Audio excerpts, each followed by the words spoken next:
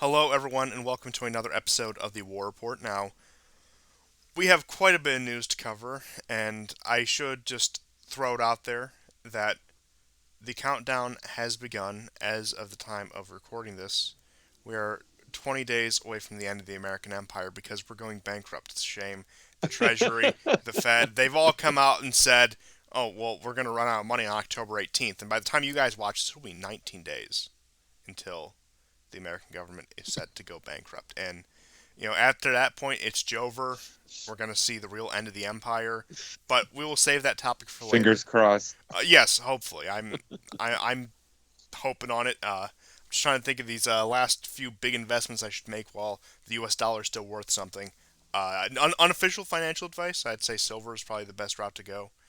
But moving on to some news before that, following up on our stories from last week, we have the German election results, which took place on this Sunday. Now, the big winners of the day were the Social Democratic Party, of course, and one could say, in terms of increasing vote share, the Green Party. Now, I'll get into the results of the other parties, but just to understand, the Social Democrats, what they have been to Germany over the past 70, almost 80 years at this point, West Germany at least, they have been just the standard party, the default party that has ruled Germany for most of the post war era. The CDU was a bit of a right wing insofar as neoliberalism is right wing resurgence. That, of course, combined with the CSU, which is the Christian Social Union. But one of the biggest machinations of this election, I would say, is the rise of the Green Party under Baerbock. Of course, the new face, the woman who goes off and meets with Blinken and State Department officials just shortly before the election. So, and then of course you had the what they describe as like the pro-business Freedom Party, which is again like a center-right, right-wing, again more laissez-faire economics party. And the AFD, while they did expand the territory they covered in terms of raw numbers of seats and election proportion, they dropped down to about 10.3, and the Green Party again is up from 8.9 to 14.8, so just shy of that 15% mark. And already the speculations have begun about the coalition. People are thinking, is there going to be a grand coalition where you have the CDU and SDP, the Christian Democrats and the Social Democrats, form a unity government? Are you going to have uh, the other one they call is the traffic light, where you have the Social Democrats, the Freedom Party, the FDP, and the Green Party form a coalition, which would be it would be again a coalition just for the sake of having a government, because you could see how the Social Democrats and the Greens would align, but then you throw in this free market party, this again laissez-faire liberal party.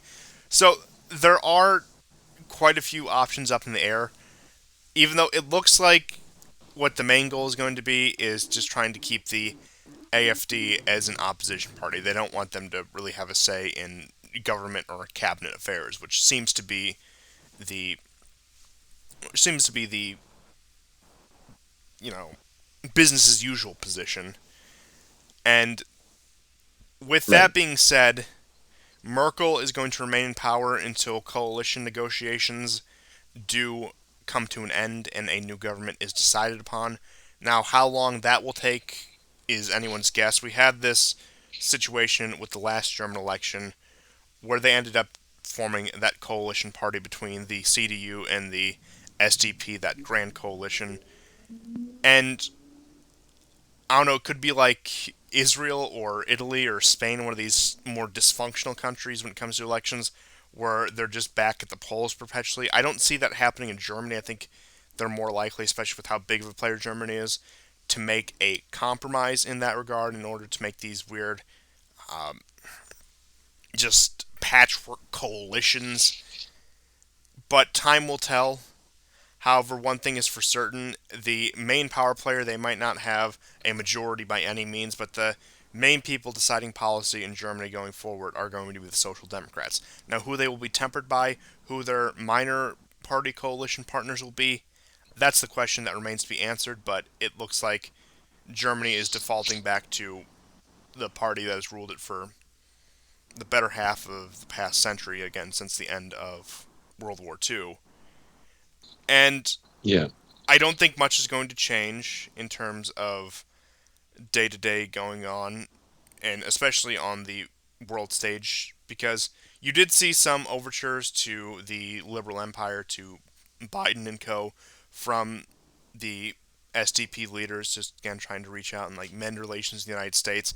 However, you're seeing these pieces already like, oh, is the relationship broken beyond repair even with two more left leaning parties in power on both sides of the Atlantic? And again, there's those speculations. Of course, the SDP leader, his name escapes me at this moment, was again in favor of deals Schultz, I like think is his last name. what was that?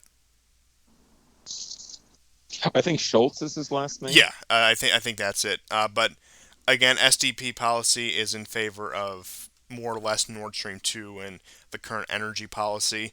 So there's not much Yeah. differentiation on that. It looks like Germany's still going to keep on trying to walk this balance beam that they have for about the past, I guess you could say, 4 years at this point. It's about 2017, 2018 when they really started to ease up on the fear of a Russian resurgence or whatever and saw that there's actually some benefit of cooperation.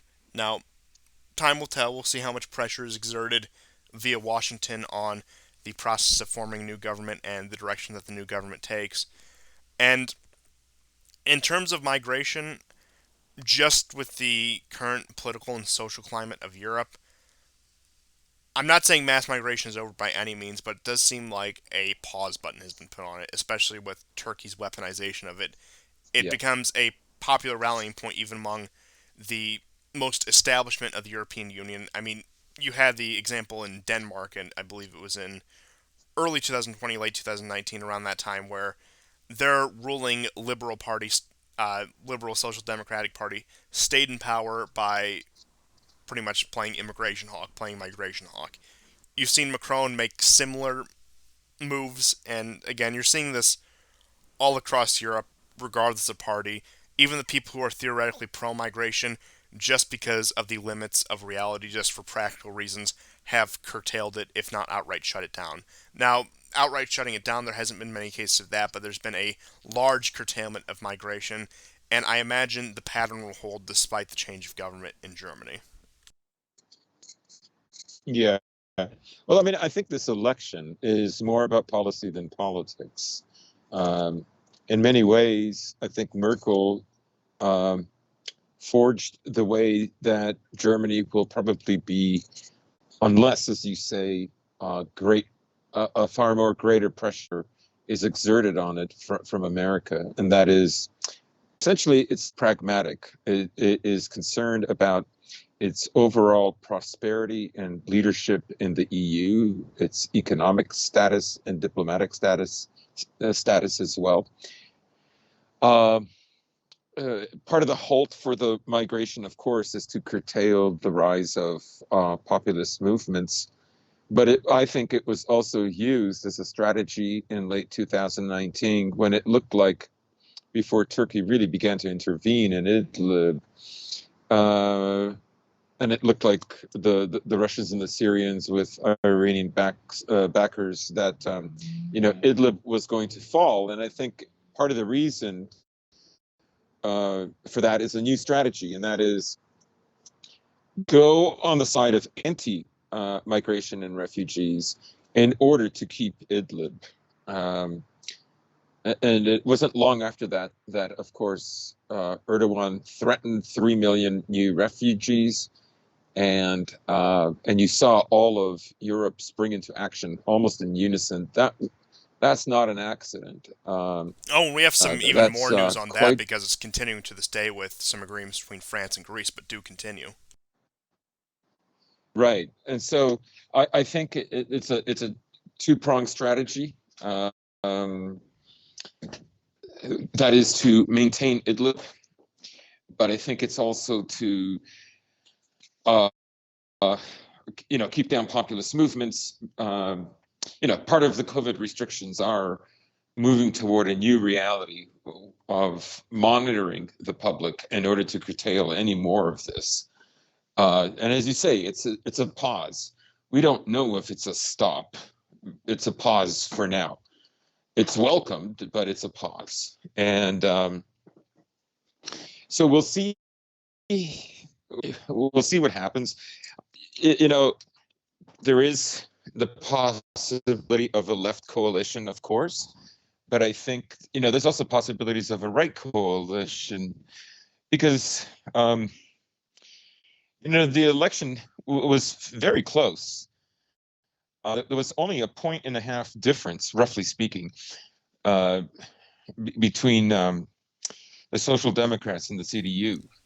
Yes, and So, that's once you consider you the know, CSU it, and again the subsidiary parties. At that point it becomes a razor thin margin. In which case, I do think because of the current so-called crisis with the pandemic and everything, that you might get a coalition government of the establishment parties just to sort of quell any unrest, just a sort of a business as usual government, just to again just quell any unrest and yeah, not take any more chances than need to be taken. yeah, yeah. So I think that's going to be the strategy right now. Uh, Nord Stream is a done deal.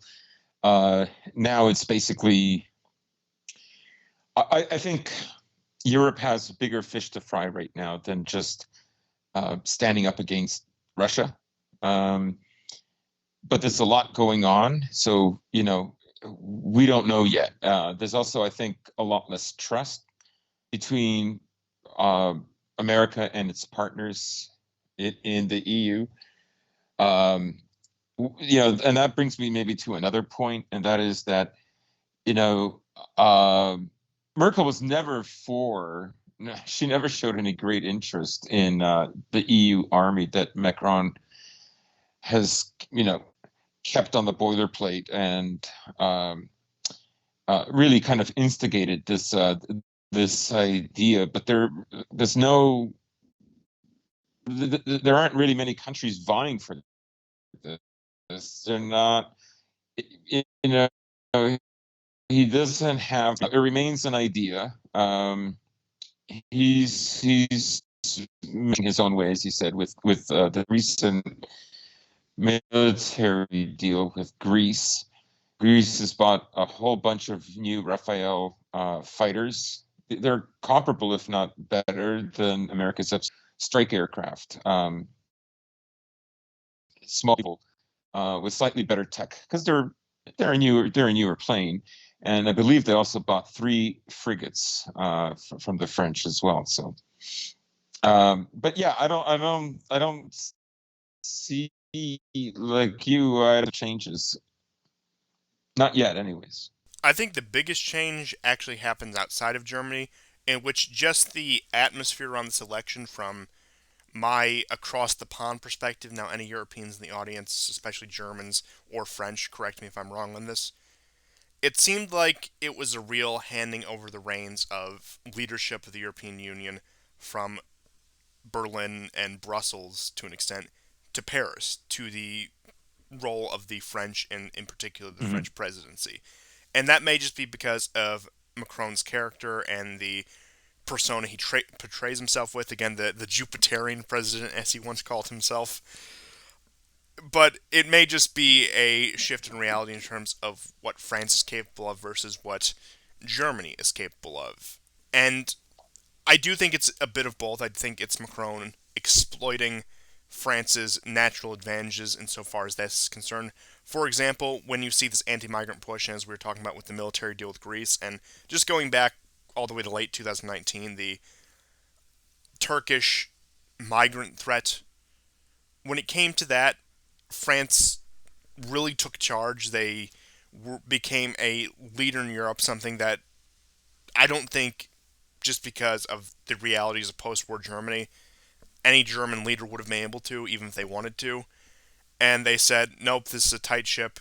oh, of course we love migrants and refugees. We're very tolerant, blah blah blah blah. But enough is enough, and we're not going to let you weaponize them. Was pretty much the rhetoric of the neoliberal establishment throughout Hmm. 2020, particularly Macron.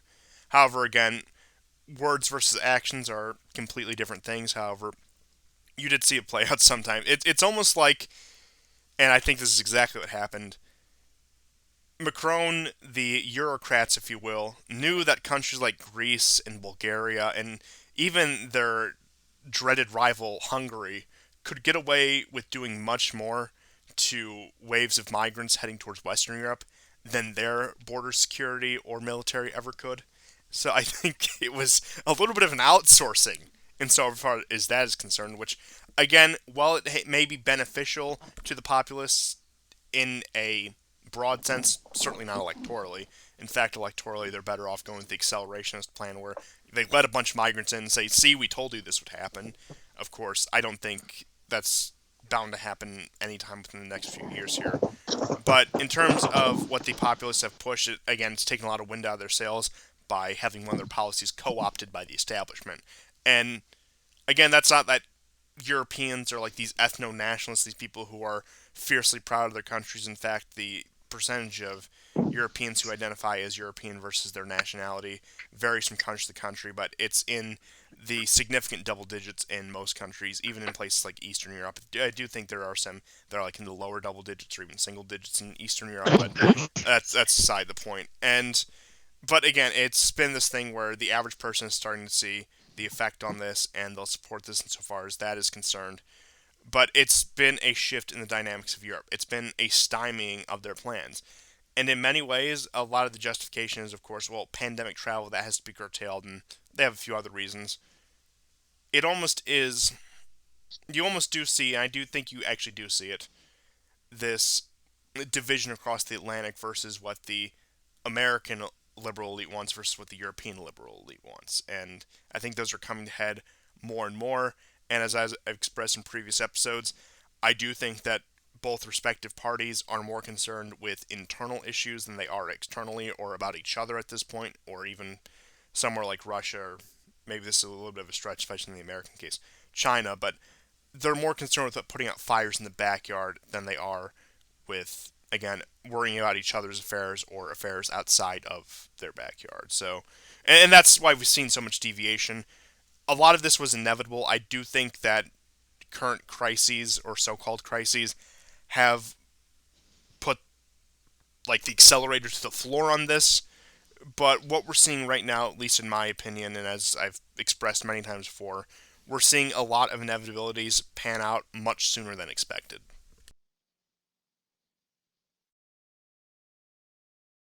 I think that you've seen the centralization of power in the West, particularly America's growth and its centralization of power. Everyone notices this when there's any topic, any issue, whether it's an election, whether it's let's say a terrorist attack committed by a migrant, and several of those. Every country has its leadership, its media, all have exactly the same opinion. There's no variation at all, and it shows you how centralized it is. Now, it's kind of like a bet, right? In the sense that, especially like with the COVID lockdowns, right? Like in a sense, it's a bet that its centralization is so firm, is so strong that the public will just go along with anything that is told to it. It won't be able to even think for itself eventually. And in a way, this is why Russia has always been an obstruction ever since its re-emergence as a world power after the 90s. And that is that Russia challenges the viability of this ideology, which is so centralized and so powerful, as an alternative. And this is what they can't stand. This is what they cannot allow to be. Um, So in a sense, they already consider Russia part of its orbit and that it is misbehaving. So they already have this kind of ownership of it. But most of all, they're afraid that Russia diverging on a different road, and it is, that will, of course, fuel nationalism at home.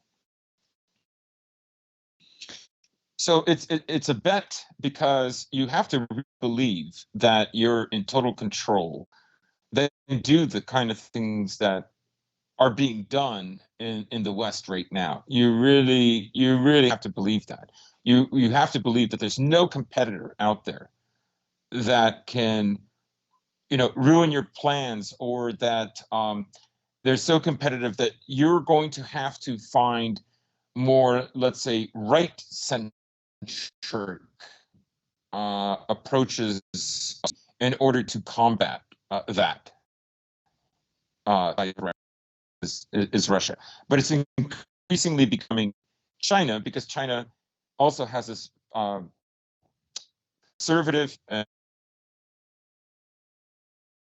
little way they organize their society. So, um, you know, how does Germany election fit into this? I mean, I think it's going to continue on the course that it is, but as you said, there's some fracturing that's happening right now, and it's between where America has to prioritize things. And I said it last show, but I think Europe, European leadership, let's say, wanted America to stay in Afghanistan indefinitely, which is kind of interesting because we heard Milley, um, um, Mitty, say that his suggestion was to keep the 2,500, possibly increasing if uh, troops in Afghanistan. And I think Europe feels right now that it's going to receive a lot of pressure that it doesn't know quite how to handle, and that America prioritized, building basically like an arc of nuclear weaponry around China, from its southern to its eastern and then to its northern uh, contours. That is going to that it's making Europe feel uneasy, unsafe. Yes, it's been a. They've more or less lost their protector, if you will. I mean, not entirely. It's not like NATO has dissolved, but in terms of American focus since the end of the Cold War, especially within the past 5 years, say, our interest in Europe beyond finger wagging over Ukraine has really been non existent compared to what you would have seen in previous decades. That is. I mean, we have our finger in every pie there, but beyond, again, some Eastern European color revolutions, we've taken mainly backseat role. We have some residual bases there. I mean, you even had up until 2020 troops being withdrawn from Germany to this point where we're at the lowest troop level in Germany that we've had since the end of World War II. And I do think this is a trend you'll see continue because disillusionment on both sides will grow. Europe will be less of a priority when it comes to, for example, containment of countries like China. In fact, they may even be a bit of a thorn in the side, as we saw at the end of last year when the European Union and China had signed the largest trade deal they have ever engaged in. And you saw the murmurs of this with Trump with the trade wars, where especially on Germany, he was coming down very hard, saying this isn't a fair deal. Why do we need to keep these Cold War institutions in place? Now, of course, he wasn't nearly that eloquent, I should say, or I suppose elegant also fits. He was much more brash about it, much more like, why no Mm-hmm. fair deal? But I mean, it gets the point across. And really, even if he didn't realize it, which I'm not sure if he did or not. Jury's still out on Trump for me, believe it or not, when it comes to how intelligent he actually was. But that's all aside the point. Where he's calling out the foundations of the modern American empire of free trade, where we make these really good trade deals, even to our own detriment, in order to secure the loyalty of these satellites. And that's what our trade deals with Germany were, Japan and East Asia, of course, and more or less anywhere we conduct a large amount of trade with. Certainly NAFTA and even North America and trade just at home. But taking all of that in consideration, it really did just take one person power, one U.S. president to ask why in order for it to all crumble. That's how fragile the system was. It was just one just interrogation, one question away from calling its entire identity into question. It honestly is amazing that these institutions that we were told were going to last us for centuries at least, that the so-called end of history, blah blah blah, all it took was again one question, and Hmm. that it was from that side of the Atlantic. However, you could say in the absence of Trump, even if we got a President Hillary, especially if we got a President Hillary with her activities in the Middle East, you may have gotten those questions of why in continental Europe, especially. And you could argue that Macron is a continuation of this question. For example, I mean, he went further than Trump, at least in terms of rhetoric, when he outright said NATO was brain dead. Trump said it's obsolete. Trump says it needs to be revamped, but Yeah, Macron just outright said it's brain dead. What purpose does it serve? When you look at it, despite being less brash, despite being less belligerent, the rhetoric coming out of France in general and Macron in particular is much more scathing than anything that came out of the United States or Trump. yeah. Well, I mean, in his recent with the prime minister of I forget the title. He said an EU military, an EU army would be specifically for the defense of Europe. And he's strongly implying here that that isn't NATO's role, that NATO's role is something else other than what is stated, which would have been essentially the same thing. So he's saying that, whatever talk you might hear about the EU army and NATO, that they greatly overlap, fact, core level, he believes that a European would expressly for the defense of Europe, something that NATO is not, in his opinion, right? And you can see that Yes. the move with the Greeks is, of course, to counter Turkey, France and Germany in that respect with Turkey, and of course, an EU army would never, and Turkey knows that. In a way, he is much more forward thinking. I mean, like you mentioned, most of it is just rhetoric. Also, it has to be said that again, he has no followers. He doesn't have anybody really supporting his idea. However, I do think that many people, and more importantly, many of France and other European elites, uh, understand what he's saying. It's just that it's a controversial thing to say, but I do think they understand that that time is coming. That the vice that they're feeling between China and America is a growing problem, and that something has to be done because the vast majority of the population is in Asia, between India and China. That's where the market is going. This is where the emphasis is going, and the where does Europe stand in all of that? Europe too is losing out in this regard. So he is actually more forward thinking, but he does he is at fault frequently for being a good rhetorician, but not you know being able to convince anyone. Well, I think about So 4 years on with Macron, as he's been in office for about 4 years. We're actually on the um, about half a year out from the next French elections. I think what he has done, rather than anything policy wise, rather than any concrete action, and you could argue much like Trump in this way, he is a parallel of Trump. He has sown the seeds for something that will far outlast him and that will probably come to fruition yeah, in somebody who doesn't resemble him at all. And I think you could see this. I think you saw this rhetoric change all across the political spectrum in Europe, where Macron And it is funny considering the fact he was supposed to be the sort of redemption of neoliberalism after Hillary Clinton lost in the United States. He almost he breathed this new life into European politics. This idea that, well, maybe we don't have to be anyone's satellite. Maybe we don't have to play second fiddle to some world power. And admittedly, he's had weird ways of going about that. Admittedly, he hasn't lived up to that in many cases.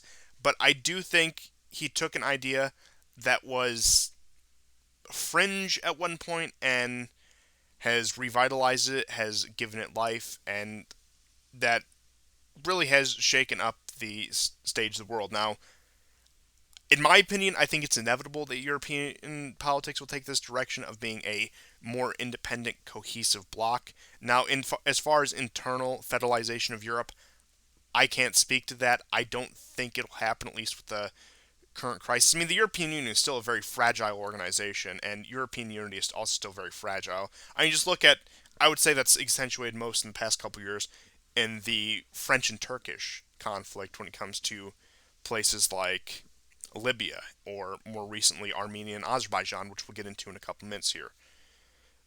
And the question is, Yeah, I mean, go ahead. who in Europe is going to seize this energy? Is it going to be the neoliberals?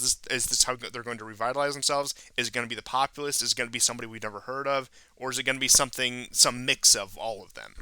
But I think generally that we've Hmm. been set in a course of events. Now, if there's a black swan event, who knows?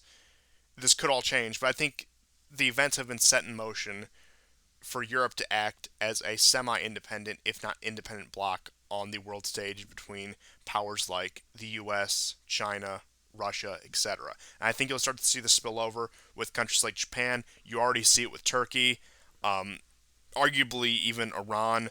We'll see how the Gulf states work out. Again, we have quite a bit of Middle Eastern news we still have to get into. Uh, but again, the return to multipolarity, which may have sounded like some far off thing or a pipe dream 3, 4 years ago, is actually happening as we speak. Right, right, very much so.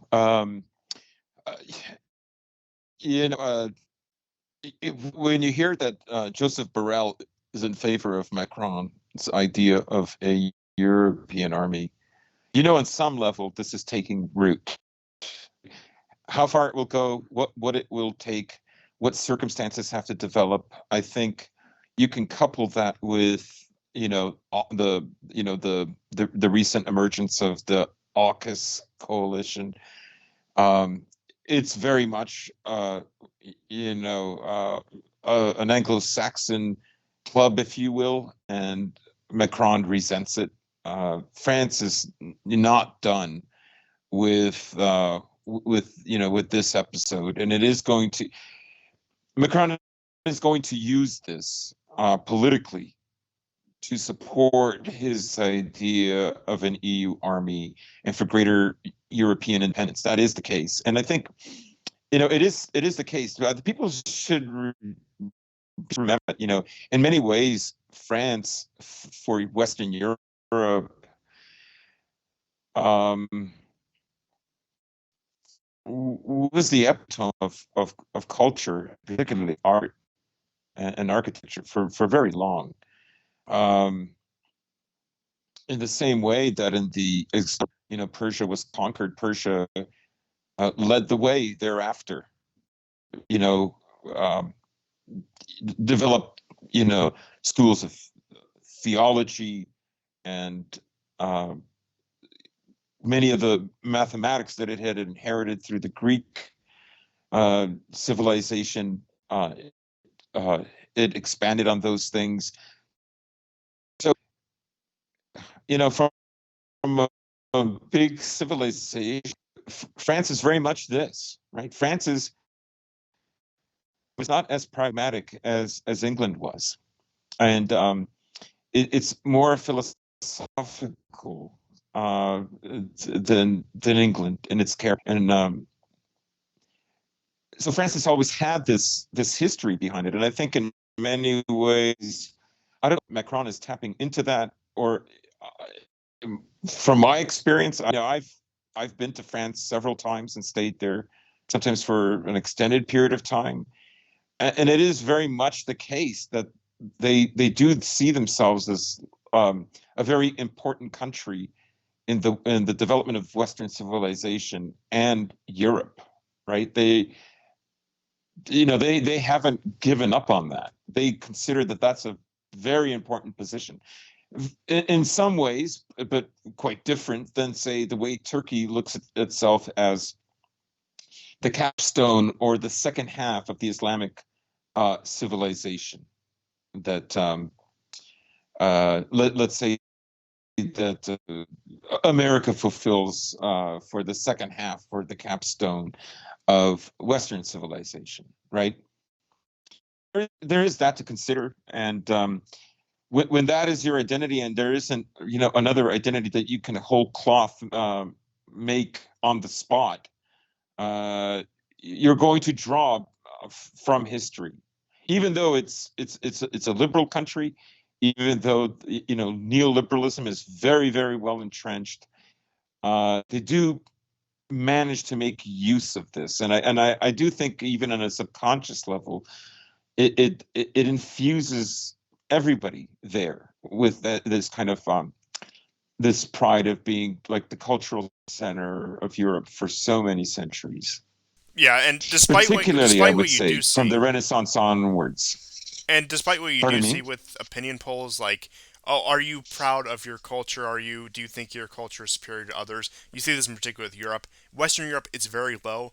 However, self-reporting versus gut feeling is so much different because, of course, a Frenchman might say, oh, well, of course, we're just like any other country. We're a modern, liberal Western country. But you have somebody, particularly from the Anglosphere, you notice, who says that, for example, English or Anglophone culture is superior to the French, or a German says that they're superior to the French, they become, and this isn't just a trait exclusive to the French, this is most all people, they'll become very defensive. They will completely contradict what they had answered in that poll. When it comes to, maybe it's because we're in such a era of at least outward peace. Now, I wouldn't say we have true peace, but an era of perceived peace, if you will, that attitudes reflect that. And maybe as the world becomes more contentious, you'll see more of a patriotic or even nationalistic flare up in not only France but many other countries that you could argue you're already seeing. And yes, I do agree that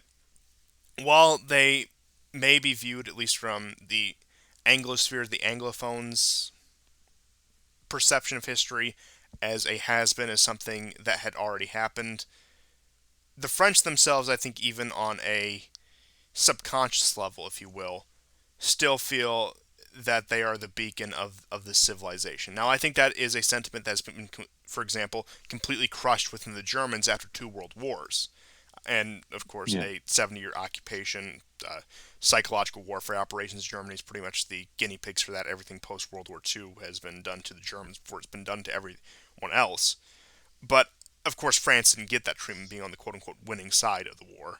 And I think they retained some of that spirit. Now, moving on to other European news, into Eastern Europe and the Balkans, just I'll briefly touch on this.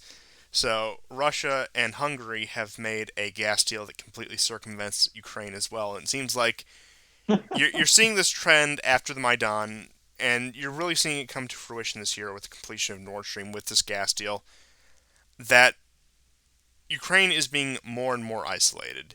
Its patrons in the West, in Brussels, in Washington, etc., of course, they'll provide some support. Of course, they'll provide statements of support. But in terms of actually helping Ukraine continue on and be integrated into the European bloc or European Union, if you will, that isn't really happening. Despite the fact that you did have NATO chiefs saying, oh, well, once Ukraine meets certain conditions that we're not going to clarify, they can come into NATO. And, of course, just the empty promises of NATO and the EU for countries like Ukraine to join. It does seem like that these are the real fruits of the Maidan, where not only did they not get Crimea back, not only did they quote unquote put Russia in its place, but it seems like they've been outmaneuvered and circumvented on every front by Russia and abandoned by all their so called friends in the West. And In retrospect, of course, hindsight is 2020. It's not that hard to see why that happened, but it is interesting nonetheless, and it does put a whole new light on any discourse about Ukraine, whether that be within the United States, within Europe, within the Eastern European sphere, whether it be Russia or Ukraine itself, that this is the outcome. This is what they got for throwing off so-called Russian puppet Yanukovych. I almost called him Poroshenko. It's been that long. And I suppose throwing off Mhm. Poroshenko for that matter as well. But it does seem like this was the final outcome, and I do think that Ukraine has the potential. Now we'll see how the Russian state tends to treat this to be a major propaganda piece on what happens if you have a color revolution. What happens if you accept the West's quote unquote offers of integration and closer relations? That you get treated like Ukraine. You get stabbed in the back. You get more or less isolated from everyone around you, and that you become honestly a joke of a country. Right. I think, in some ways, I remember in the heady days of late 2013 and let's say especially the first half or the first quarter of 2014, I remember watching a lot of the Ukrainian nationalists, and you knew what their ambitions were, and some were more forthright and blunt, used less um, colored language to describe what they wanted. They correctly saw that that Russia was the prize, and it was worth conquering. In some ways, they reminded me of some of the lunatics from Iraq that wanted America to invade Iraq because they saw the strategic importance it had in and of itself and in Well, the don't you way think it could lunatic is a possibly bit of have had. a harsh word for Kurdish? I mean, I don't disagree, but it seems like some brash rhetoric. I didn't mean the Kurds, but um, it, you know, they thought that this was a great idea, and you could understand from their point of view. You understood what were America's geopolitical priorities, right? But the problem is we're living in the era post Iraq, first of all, and second of all, Russia ain't Iraq, and it's a sad day for Ukrainian nationalists when they don't realize that. So, um, they half understood the situation, and now that things aren't panning out, and really the wake up call should have been Georgia. I mean, the Russians going into Georgia after the killing of their border guards. Um, some countries might have acted differently, but the fact that America did that completely, sorry, that Russia did that completely unopposed. It should have been a warning sign to these guys, but nope. They they thought like it was worth pursuing, and the facts, you know, Washington kind of has a long range plan. They believe that the the future they carved out for themselves is actually universal, and it's the future that the whole world is fated to. There's nothing you could do about that. Some of that is hubris. Some of that basically reflects the amount of influence, just in sheer numbers of elites, like millionaires and banking and so on, that they have, direct control over all these world institutions that they helped form after World War II. And so they're very confident, and in some ways, rightly so. But if things aren't going right, yeah, Ukraine can get grounded down to a pulp if it has to. Ukraine is ultimately, like Iraq, expendable. Um, it can be left devastated. So you have these, the recent gay pride parade in Kiev with like a sea of armor-clad policemen making sure that everyday Ukrainians and nationalists can't stop the protest from the march from taking place. That's its future. When you're not a country that has a power of its own, you're at the whim of countries that do. If your interests align and maybe at least 50 other factors, maybe it can work out. But you're at the whim of the great power, and that power is not going to want to. I mean, in those So, cases, anyways, you just have to have it. You have to have a trump card on your imperial master, if you will. I would say of course, the best example of this is Turkey. Turkey is in that very strategic location. Of course, controls the Bosphorus. It yeah, is at that crossroads, and they are able to make those more ridiculous demands of, for example, America or even Russia or China at that point. Maybe not so much China at this point, but point being is it can make those yeah. taller orders of the great empires because they have something they want and they aren't easily dislodged. Like, of course, a military invasion of Turkey is theoretically possible on the part of the United States or Russia or whatever, but it would be too costly in terms of blood and treasure, and really, it would just be more trouble than it's worth all around. So it's just one of those things that Hmm. you have to have. But when you're a country like Ukraine, whereas theoretically, if you look at what Ukraine has disposal, it could have been that. Had the 90s taken a different direction, had they actually focused on developing industry in their country and really trying to build something from the ashes, they might be able to have that kind of weight to throw around that Turkey does. But it certainly didn't play out that way, so it's just this big chunk of open land between two great powers that's really at the mercy of whichever one is, of course, putting more pressure on it at the time, and of course, the reaction of one or the other. But again, that's all aside the point. Now, speaking of I, I small, think do I think it's great actually that you use the word ashes, because in many ways that has become um, sort of the byword in all of this for the emergence of Russia and China, um, and Iran. These are all countries that um, are rising from the ashes of their civilization. You have Russia after the fall of the Soviet Union. You have China after the 100 years of humiliation, and then the turbulence of the communist civil war, and all these other things. Um, so you know, it's how can I put it? it's It's possible to for dig some yourself powers out to of this be able hole. to do that. Yes, yes. Just consider Iran, for instance, right? Here's a country that had its democratically elected president assassinated by the U.S. or belonging to the U.S. The Shah is reinstated. They have a popular revolution. It's partly allowed to take place because they're confident that if they adopt conservative values, that they won't be able to develop anything.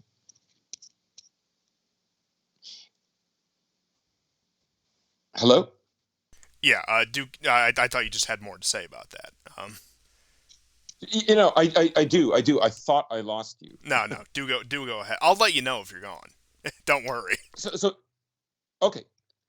so so you have this turbulent time, and then almost immediately, 3 years, less than 3 years after, um, the Ayatollah comes back and Iran has freed itself. It is now dependent. I mean, Iran, in many ways, I think, is is probably the most important country to watch in this transition from the 20th to the 21st century. Um, because just consider the all the things that it's had to go through. It it has liberated itself. It has no real friends and sponsors. It has no real supporters. There are other countries that it can align itself, but it isn't there. Everything it does, it has to find within itself to do it, right? So it doesn't have China at that time. It doesn't have Russia. In fact, Russia is opposed to it at that time. And then it engages in an 8-year war with Iraq. In Iraq, A million backed people by dead. most of the world, Soviet Union, United States, I think Right. even China at that point, Yes. where pretty much everyone who is somebody is pro-Iraq in that war. Yes. Yes. And the reason I say this too is because it trumps the argument. Like there's too many geopolitical analysts who they're essentially liberals. They're secularists. They're materialists. They don't understand spirit. They don't understand the spirit of a people, the will, in this much larger sense, or destiny for that matter, right? So I remember watching this war. Like I remember as a kid when they showed you the little boys that got conscripted into the army between 12 to 14 years of age. And their job was to go over minefields as they were being strafed by both machine gun pillboxes and airplanes, artillery. And their job was to go there. I mean, they would essentially get blown up, but they would clear a path for the more trained and elite units. The mothers would give them a necklace with keys on it saying, when you die, these keys will help you go to heaven. And also, when it comes to will and spirit, that also plays into one of the big Islamic values of martyrdom, particularly in war. Like it's much And like particularly with the Shia, more yeah, than even with the Sunnis, in my opinion. yeah. I mean, because with the Sunnis, what you'll get, like they'll do things like suicide bombings or like subway bombings, but with the Shias, if they are going to go into what they would consider to be martyrdom, they figure rather than just causing mass casualties, I actually want to accomplish something. It's more like it's more of a proper sacrifice than what you'd expect than just a random act of terrorism from than what you see in the Shia and the Right. Salafists, the people who come out of these Saudi-funded madrasas, and again that plays into that. But before we get too much into the Middle Eastern news, because we do have a little bit to touch on Mm-hmm, with mm-hmm. Iran, you were just giving me the rundown on Serbia and Kosovo. So why don't we just cover that briefly and then Yeah. So this is so on the surface, this sounds crazy, right? It sounds like how could things escalate so quickly over this? But you know, it's not as simple as it looks, and it's not as trivial as it looks. So the main dispute is for Kosovo, which most countries, not all, but most countries do not recognize. For instance, Romania, Greece, Russia, several countries in Eastern Europe and the Balkans do not pretty much none of recognize its neighbors. Kosovo. Yeah, pretty much none of its neighbors, and certainly Serbia doesn't recognize it. So what Kosovo has done, and I find this interesting because you remember last year we talked about the deal that Vucic reached with the U.S. Without even Kosovo being involved, right? And I think Albania was a party to it because this essentially is a very localized trade deal, and Kosovo can't take advantage of any tariffs for goods that are being transported from Albania through Kosovo into Serbia. The deal is actually very good for Serbia, and it gives them a right to return to live in Kosovo should Serbs want that. That was a breakthrough deal.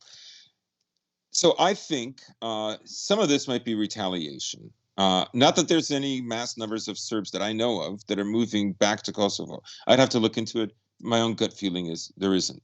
But when Serbs enter Kosovo, they're required to take off their plates and put on Kosovo plates. Otherwise, they'll be charged.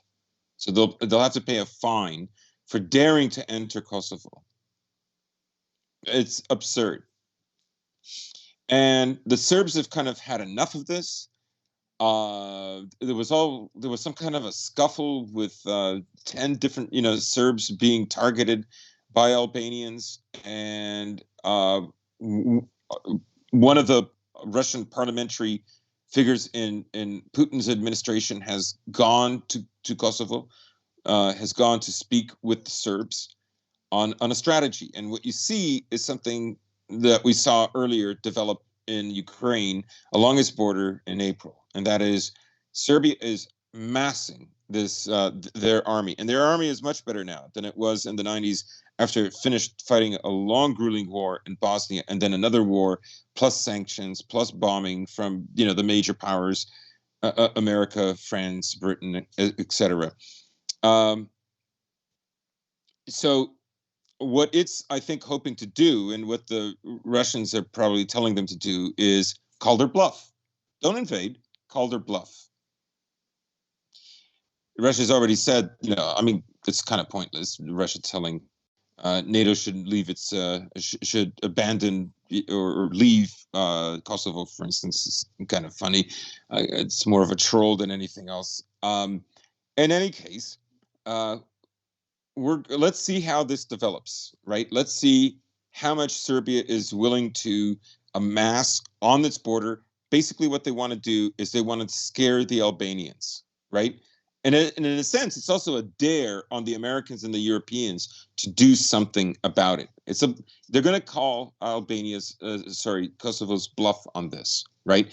Now, it's probably not going to change the whole license plate fiasco, right? Not for a while, in my opinion, but it is a sign of strength, and Serbia is a thorn in the EU US global homo side, right? Because Serbia is preventing this absolute saturation and unification of NATO and EU in the Balkans. They're the stronghold. They're the last defense. And countries like Hungary like them.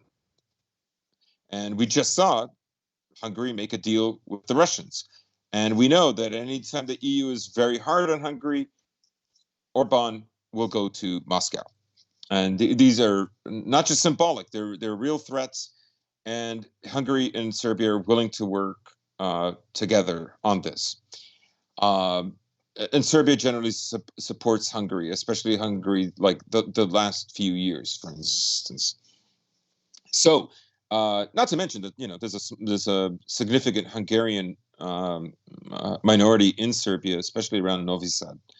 So, I don't know.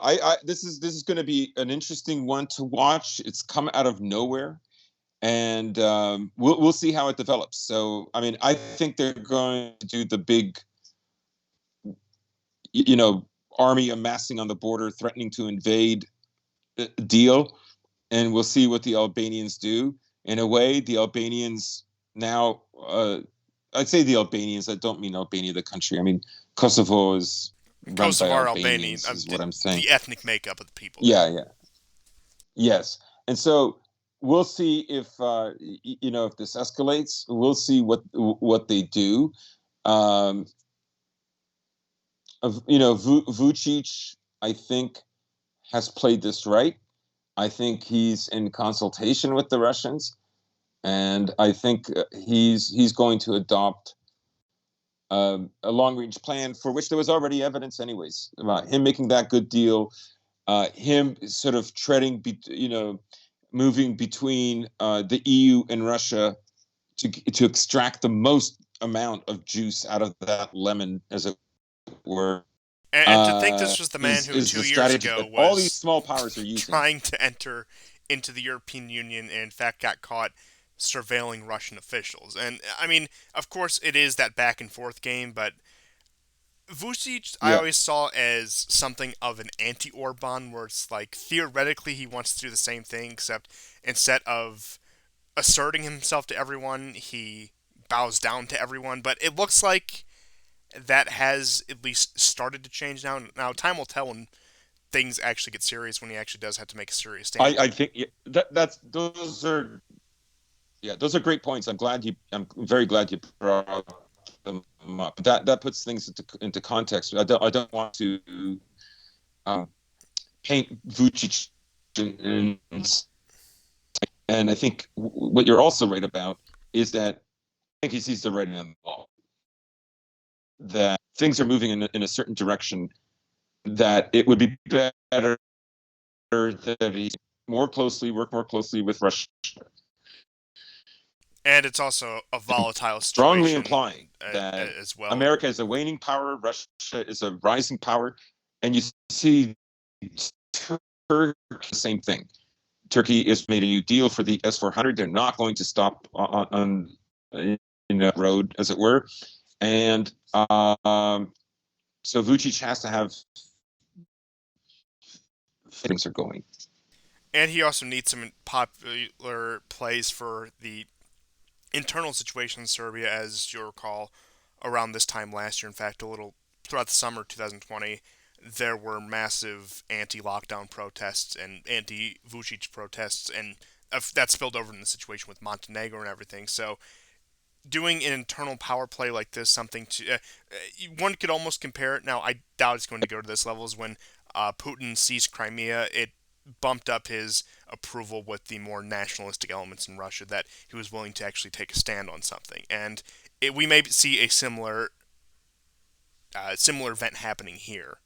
Now, again, I don't think Serbia is going to annex Kosovo or reintegrate Kosovo, if you will, but I do think what they're trying to accomplish optically is the same. Yeah, yeah. And moving on from that, you've brought up Turkey, you've brought up Iran, so I think you're really vying to get into this Middle Eastern stories. So we'll start out with Syria, where there's been something of a ceasefire where Putin and Erdogan have agreed to, quote, preserve the status quo in Idlib for the time being. And I don't budge on my prediction. I still think it's going to be the last summer of Idlib. I still do think that before mid 2022, we will see Idlib collapse under Syrian government control. Now, that could be militarily, that could be diplomatically, etc. But you do see, of course, Turkey making their operations in northeastern Syria still in regards to the so called SDF, the Kurdish forces. So that has escalated again. Apparently, that was not part of the agreement. Not that I think Putin has too vested an interest of defending SDF territory. In fact, Turkish pressure makes it more likely that they'll cooperate with the Syrian government. So I don't know. Maybe Putler's playing 4D chess yet again, plotting yet the destruction and subjugation of yet another country under the Russian yoke. But who knows? Of course, we all know he's dastardly like that. But not much news out of Syria beyond a patchwork ceasefire in Idlib, which is probably a story you've heard us cover literally dozens of times before throughout 2018, 2019.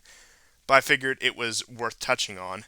But the real moving and shaking in the Middle East is coming from Iran, Turkey, and on the issue of Nagorno-Karabakh and Azerbaijan. Now, the Iranians have made something of, I wouldn't exactly call it an alliance convenience, I think that's too strong of language, but deals of convenience with Armenia in regard to Turkey and Azerbaijan, really trying to prevent a significant land bridge between the two, if you will, a significant border between the two. And that has been a concern for a while. It's been a concern since the conflict there flared up around this time last year. And what we're seeing is not only this, but it seems like Iran is just priming its positions all across the region, whether that be in Yemen, whether it be against Saudi Arabia in general, when it comes to, of course, Syria and Lebanon, and now in this most recent shift to the situation with Azerbaijan. And this is a this isn't something I think is going to explode into a major conflict, for example, but it is a volatile situation to really shift balances of power, to really shift what is considered business as usual in the Middle East, especially with the news about Saudi Arabia, especially with the news about Turkey. Now, Turkey is in this, again, they're in this balancing act, yet again, where you just said they had the S-400 deal with Russia, but now they're trying to do this deal with Azerbaijan, and then that's gaining the ire of Iran more so than Russia. Not that Russia is pleased with the situation, being the quote unquote peacekeepers of the situation. Now we'll see how that all plays out. And you haven't seen the taking to arms in the Caucasus for several months now. However, that is an incident that could be set off by something very minor. But again, goes down to that question: well, who's going to fire the first shot? Who wants to be responsible for that? And it's just more of a developing story. Not too much of significance has happened with that, but it certainly is worth mentioning. Hmm. I mean, the main thing is Iran is worried about this corridor between Turkey and Azerbaijan, the Zeng Ezur. I don't know if I'm pronouncing it correctly, but I guess they're worried about. I think what they're basically worried about is that Turkey and Azerbaijan are planning another big push. And that's what it is. Uh, Iran is probably worried about maybe minority, inspired by everyone's moves, um, but generally just it could derail Iran's progress. For instance, um, Iran really hasn't, yes, I'm fully aware of Iran's, let's say, presence in Syria and Iraq, but in Iraq, I mean, it's their neighboring country, and it's a majority Shia country, so that it's a long shot. But then that goes back to the relationship between Hezbollah and and uh, and Iran, and it was Ayatollah who gave them the name Hezbollah, the Party of God. But I haven't seen anything from Iran when you take those hotspots away that has any kind of malice or bad relationship with Turkey. Generally, Turkey and Iran get along very well. Like there's generally not many problems between them. So for this to have happened, um, I think I think Iran is rightly concerned. What is it? I think not, but I think it is afraid of Turkey. You know, knowing, as you said, its position, its geopolitical position, allows it to manipulate the U.S., allows it to manipulate Russia, allows it to manipulate Syria. Erdogan is like he's a very shrewd man. He knows, excuse me, he knows exactly what are Turkey's strengths and weaknesses, and some of them are practically unshakable. So some of those strengths are, and he knows how valuable they are. Um, the last 500 years, there were several wars fought over Constantinople in one way or another. Sometimes the West was with Turkey, sometimes against, but usually with. And and there were reasons for that. So maybe also we should mention that maybe the reason Iran is concerned is because Iran, of course, is in the Shanghai Agreement now, and there are probably going to be plans for new pipelines going into Pakistan. This also could have an effect on the pipelines from the Caspian across Georgia, Armenia, into the Black Sea, into Turkey as well. I think that's what this is about as well. Oh, Now that I've certainly. guessed everything, And over to you. I mean, that's more or less a solid summary of the situation, and I do think time will tell. I don't think any of this has the potential to spark any major conflict, but it has the potential to spark major shifts geopolitically that would, again, completely change the balance of power in the region, completely change the dynamic of the region. And you can tell as you go back through our Middle Eastern coverage, and even the mainstream media's Middle Eastern countries, the growing irrelevance of a country like Saudi Arabia. how often do you hear about them being a mover and shaker in the region? Yes. How often? I mean, pretty much ever since Mohammed bin Salman made those overtures to the Houthis and said they fight like true Arabs, or I mean, I don't see how that's a compliment, but um, that's aside the point. Uh, you don't really hear much about how Saudi Arabia has shifted the region, and of course, this does also go to internal partisan politics in the U.S. When the war in Yemen was ongoing under the support of Trump, it was a big deal. Not so much now under Biden. Of course, the media shifts around. However, there has been some American disengagement in Yemen. That's one of the few uh, things we cut off at first when we were reassessing imperial obligations. But it looks like Saudi Arabia, I wouldn't say they've been pushed into complete irrelevancy, but most of the news you hear about them is deals that they're striking with China and that they were party to American Iranian negotiations under Biden at the beginning of the year. So, really, it is interesting to watch Saudi Arabia be, and the Gulf states as a whole, be more or less pushed to the sidelines when, especially under Trump, they were given this elevated status when, of course, all those peace accords with the various countries in Israel were signed in the UAE or, of course, one of these Gulf countries. And I do think, under the current structure of the American empire, not that Saudi Arabia will be irrelevant because they still are very relevant, but Saudi Arabia and the Gulf states as a whole, you're going to be Yeah. hearing a lot less about. The main movers and shakers in the Middle East are, of course, going to be Iran and Turkey at this point. Neither of which are Yes. Yes. as Absolutely. servile to the empire's interest as, of course, Saudi Arabia. And you see the empire trying its damnedest with both, especially Iran as of late, to really try to make something of this situation. And, it is funny going back to the JCPOA, the Obama era Iran deal, how many ripple effects that actually had.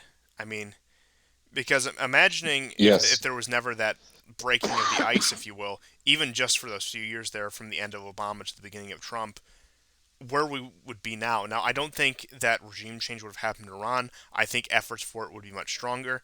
I don't think Syria would nearly look like what it does today, even though even though the Russians did a lot of the legwork in terms of turning a lot of this map in Syria red, Iranian support and Iranian backed groups were still also doing a lot of the ground fighting in both Iraq and Syria.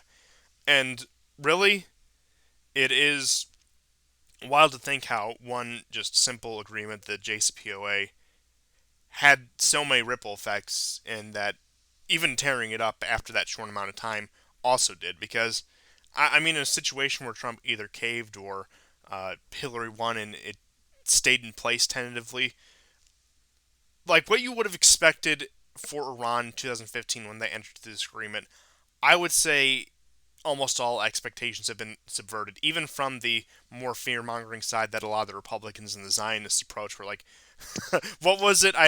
It was either Lindsey Graham or Huckabee or one of these people said, "Oh, Obama opened the oven doors by signing this agreement."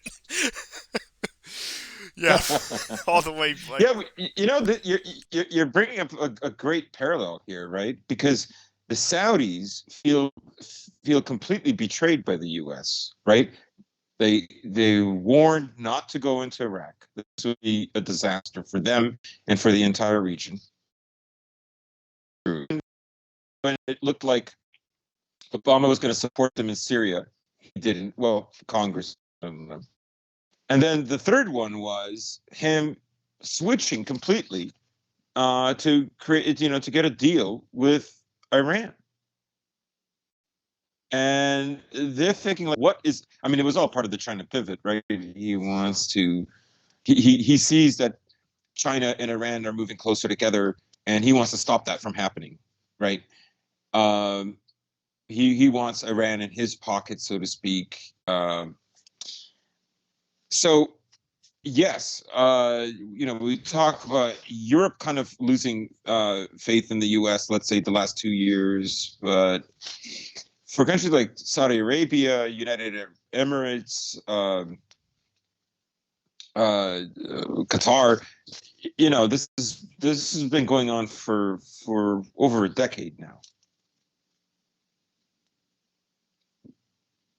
oh, certainly. And Hello. I mean, what you see out of that is like It's really hard to put in the words of somebody who's been watching this for the past years how this had all turned out, especially somebody who thought that under Trump, especially after the Syria strikes and after 2017, that it was going to be regime change in Iran, especially once Bolton came on in 2018. Regime change in Iran was going to be number one priority. Now, I think a lot of that was stifled by more practical factors than actual decisions of the administration itself. But you do see all of this still play out in quite a stunning way, and really, I mean, there's quite a case to be made that between everything, whether that be, of course, uh, our politics in Europe with Crimea and Russia, the so-called pivot to China, the Middle East, etc., that love him or hate him, Barack Obama is one of the most pivotal people when it comes to Middle Eastern affairs, when it comes to world affairs in the 20th century. Now, I don't think it's because of anything he did in particular, but because of where he was and when he was there. And again, his actions weren't really that special or anything that extraordinary, but just the fact that he took those actions when he did have had ripple effects that I would say has had major consequences for probably the rest of the century at least. Yeah. You know, like I say, just to briefly go back to Iran. I think there's a sense in the Middle East that Iran is destined, right? It overcame all these difficulties, all kinds of meddling, all kinds of isolation, and it continues to inch and grow in power and influence more and more and more. Whether it's building schools in Syria, forming closer ties, ever closer ties, and being effective.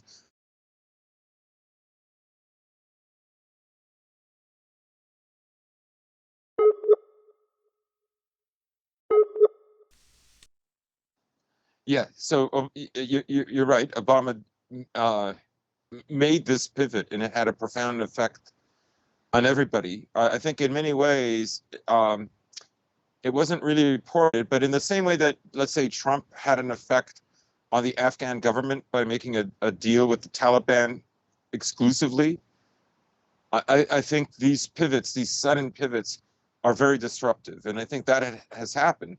But for Iran, it has really worked out. Iran is this country that has inched its way along for decade after decade. That Islamic Revolution of 1979 is still going.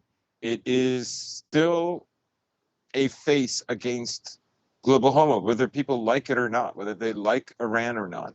And, whether it's building schools in Syria, becoming ever stronger with Hezbollah so that it's able to fight a two-front war, both in Syria and in Lebanon, if need be. That explosion, a lot of people were willing to write them off, Hezbollah, that is. Uh, and it hasn't. It has not made Hezbollah weaker. The sense, I think, in the Middle East is that Iran is a rising power, that God is now with them, and that Saudi Arabia was never a power. It was always propped up, that there's something hollow. But Iran, Persia, through the millennia, has always been an important people, an important nation, an important empire. Oh, certainly. I mean, from more or less the dawn of human civilization for the past 3,000 years, the Persians, the Iranians have always been on the map in some way, shape, or form, always have had some degree of influence, and that has yet to wane. And really, I think it's the best you can do as Yeah. a civilization, where you can go through your civilizational cycle. But I mean, they're still there. They're probably going to outlast the rest of us. I mean, and you can say the same about the Chinese, where really they're going to be here until the end of this earth, and there's not really anything you could do to dislodge them short of, again, a nuclear apocalypse, which I don't think many people are willing to go that lengths. But just the final thing I have for the show is in reference to our title here. As I said at the beginning of the show, we're about 20 days out from October. No, Wait, yes, no, we're 19 days out from October 19th is the day of recording this. It'll yeah, be 18 days as you watch this. And of course, that is when the U.S. is set to default on its debt.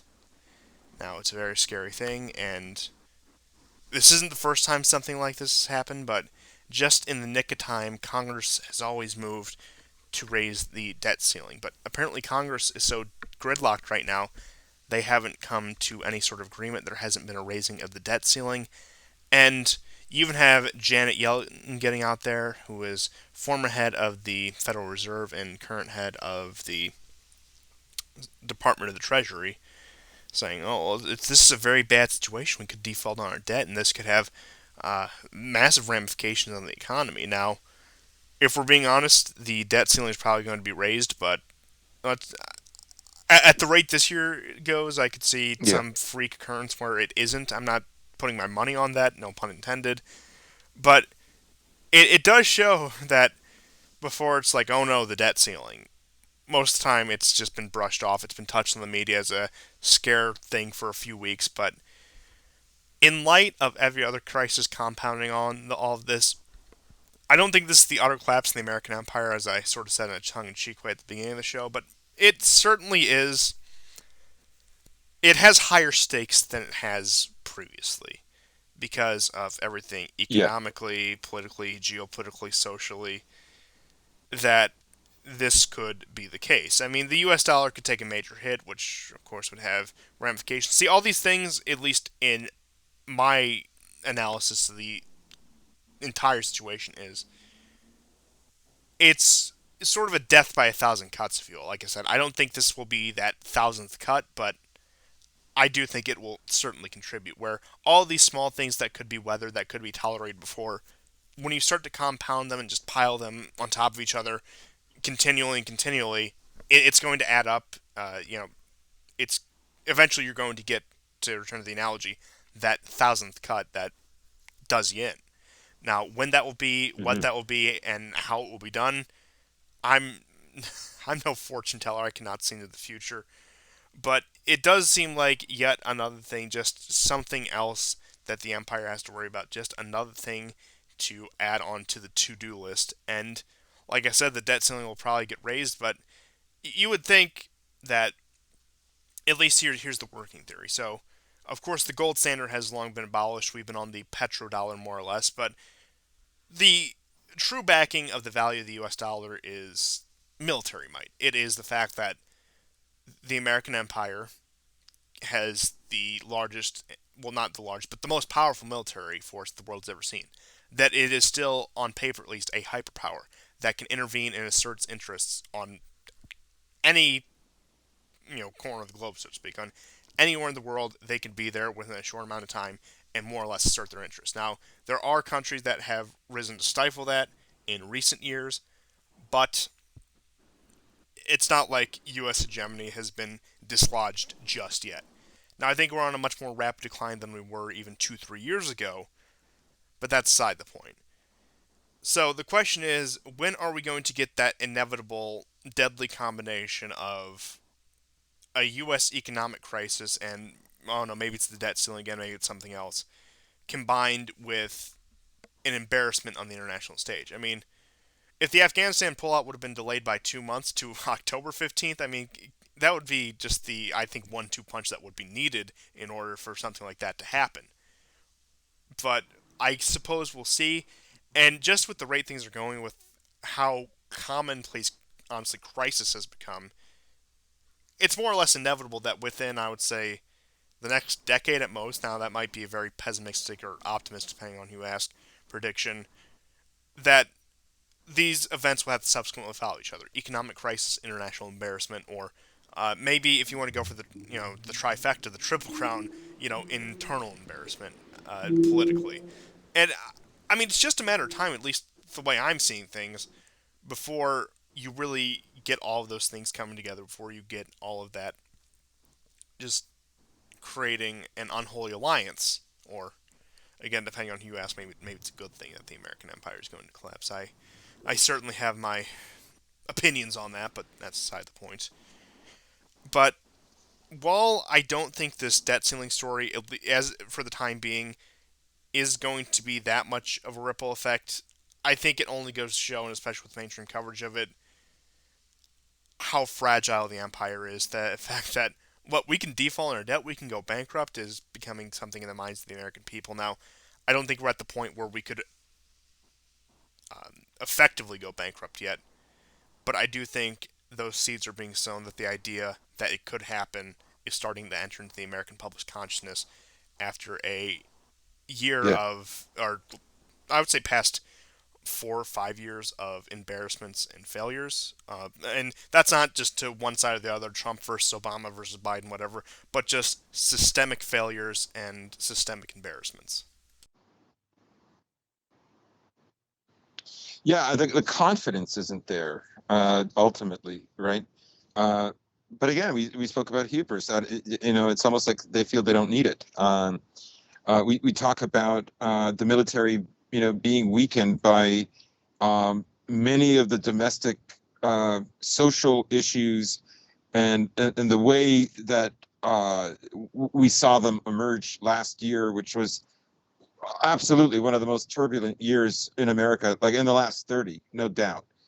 Um, and it's going to have huge ramifications later. So, everything from like mandatory vaccines to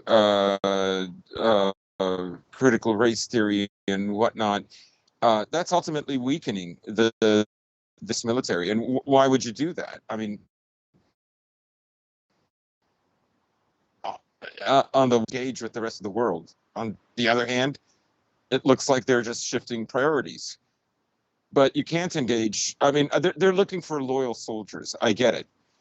They're looking for soldiers that want to invest in the vision of the American empire, and these issues are part of that vision. Um, how far can it go? You know, you have a lot of people that are very disgruntled. They're very unhappy, and as you said when we spoke just off air before the show, it's like that old saying: when the last billion is printed and it doesn't move the needle, it doesn't change day-to-day life for people, then a country is in big trouble. Yeah, there's the question. When did the bailouts stop working? Now, I know, and I actually agree with these arguments that, well, of course, the bailouts, they only go to the corporations, they only go to the big dogs. But it does sort of play this way where it's like, whether you like these big corporations or not, they're the ones employing the most amount of people. They're the ones sustaining the current Yeah. American lifestyle.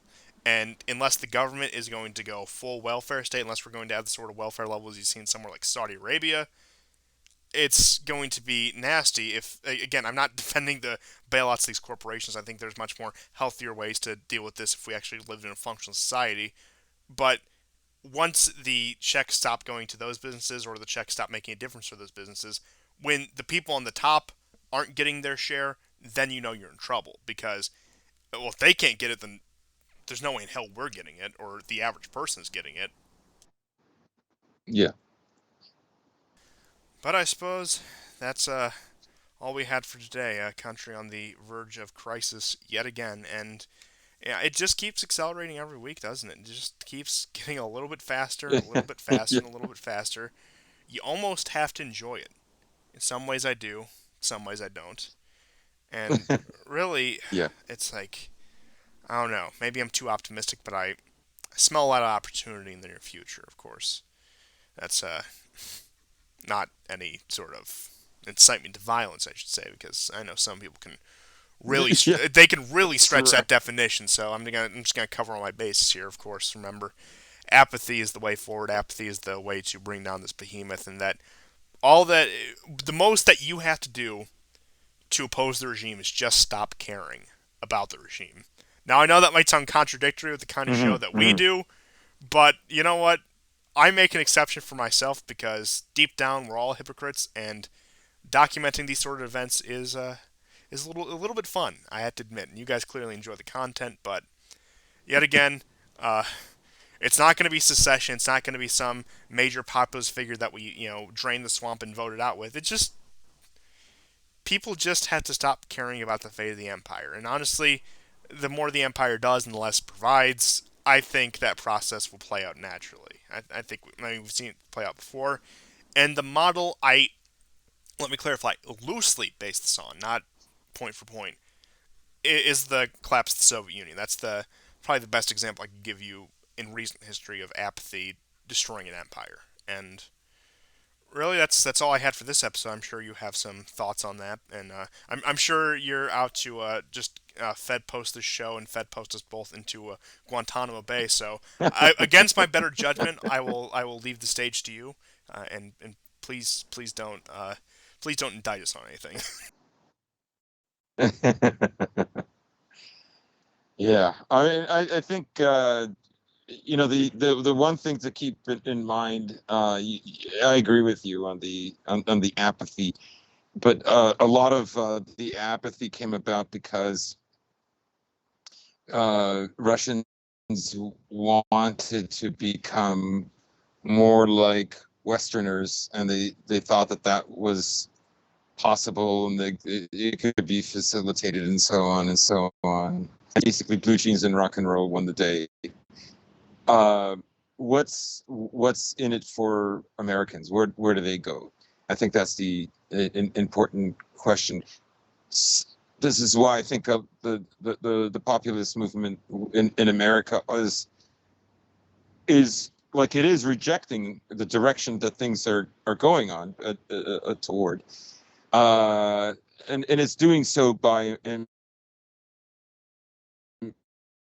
basically what America was like maybe 15 years ago, not that long ago. I think that's one of the key things you What the pointed out elites are there. worried about is that they'll embrace something else. Yeah, that's all I have for today. Just to bolster your point, that the biggest factor separating the two is, I think, at the point there is no alternative system to look to, at least anything that has any mainstream traction. Like, for example, of course, China presents alternatives, Russia presents alternatives, but they're not alternatives that are really palatable to the American population. The American population either viscerally rejects them or looks at them and says, like, that's their thing. How could we ever do that over here? And really, like you said, Yeah. the alternative will have to come from within rather than the outside of it. And it looks like the place they've corralled them into, the containment zone, is 90s or early 2000s America. But I don't know. Maybe it has to be something that's never existed before. Maybe it has to be a new vision, so to speak, or maybe it has to be a very very antiquated vision. But I suppose time will tell. Hmm. But either way, the regime isn't getting any more popular. And honestly, like I said, no matter how Yeah. many crises they manufacture, it actually only works to their detriment, as we've seen. I would say this Hmm. past year and a half is probably the most pertinent example of that. But that's all I had for today. If you have anything else, certainly the stage is yours. But if not, I can go ahead and bring this to a close. No, that's about it for me. So thank you everyone for tuning in to this episode of the War Report, and with of course YouTube announcing some new interesting policies regarding you know what. I may actually have to take this diversifying of platforms seriously, so keep your eyes and ears open for that. So where else you could watch the War Report? I'm Woo-hoo. thinking people have recommended me Odyssey, which is this new streaming and video site. I Yeah. don't know too much about it. I'm also thinking that we may pay homage to our Russian overlords and check into Yandex and what their video alternative is. I don't know if they have that up and running yet Hmm. or whether that's just still in the works, of course.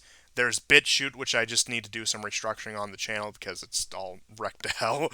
So, but I could very easily refit and retool that in order to get that back on track. So I Yeah. suppose we will see how that goes forward. I will certainly keep you guys posted, and it's coming soon. Hopefully, within the next few weeks here, I find a solid place for an alternate home for the War Report in case anything were to happen on YouTube. So, thank you everyone for tuning into this episode, and have a nice day. Take